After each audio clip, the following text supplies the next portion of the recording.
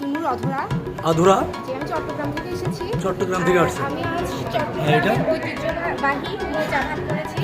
চিটাগাঙ্গের ঐতিহ্যবাহী মোচা ভাত। যেটা হলো দক্ষিণাঞ্চলের আর কি আমাদের ঐতিহ্যবাহী। ওকে প্লিজ ওপেন ঐতিহ্যবাহী অধরা আমাদের। আর এটা এটা হচ্ছে কিভাবে করেছে? একটু জাস্ট মিনিট। এটার নাম? এটার নাম হলো গাজরের পুডিং, ডিমহীন গাজরের পুডিং। আর এটা? এটা হলো কোয়েল পাখির নেস্ট। ওকে, ওপেন দেন। এটা আমি করেছি চিনি গুঁড়া চাল। তারপরে একটা এই যে আনবক্সিং হচ্ছে, এটা rice. This is the one kind of magic magic cooking.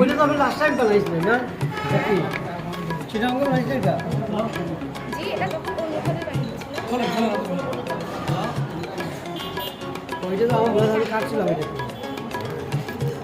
ডিমহীন নামটা না দিলেও হতো, গাজরের পুডিং। সব পুডিং যে ডিম দিয়ে হয়, Wow, wow. just like wow. It's like magic, yeah? Just It's like the wow. tradition. It's the culinary art.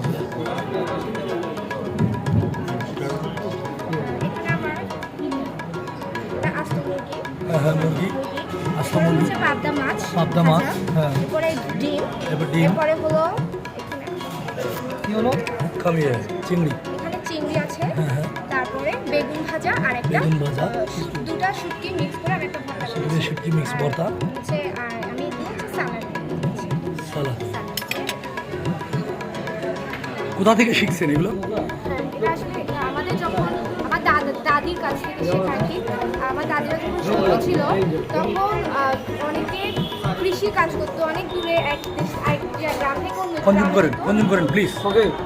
এইটা আসলে কিভাবে Thank you, thank you. এর মধ্যে জি।